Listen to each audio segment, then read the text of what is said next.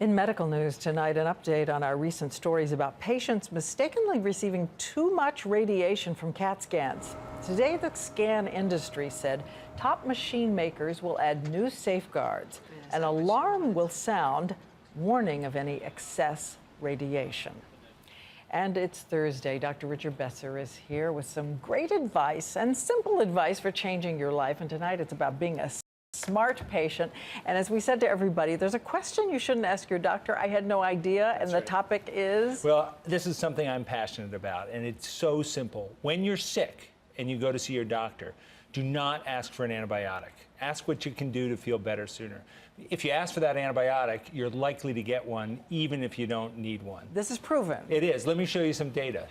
If you ask your doctor for that antibiotic, you are twice as likely to get one.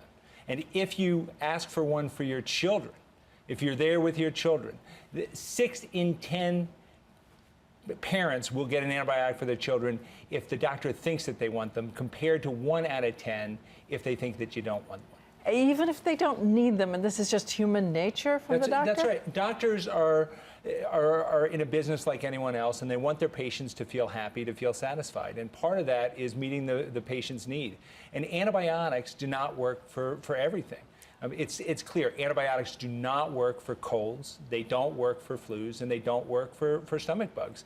Those are caused by viruses, and these drugs are designed for bacteria. And you don't want to get too many antibiotics because you get a resistance, or they have side effects too, some of them digestive. That's right. You know, antibiotics do work for some things, and it's important people realize that. If you have pneumonia, if you have strep throat, you do want to take an antibiotic because they're caused by bacteria. But if you use these antibiotics when they're not needed, they may not be ready, be there to work for you when you truly do need them. And again, we had no idea that we were triggering a human reaction in our own doctors. The bottom line is ask your doctor what you can do to feel better. Don't ask them for an antibiotic. Who knew? Thank you, Dr. Richard Besser. And we have more about changing your life and this tip in particular on our website, abcnews.com.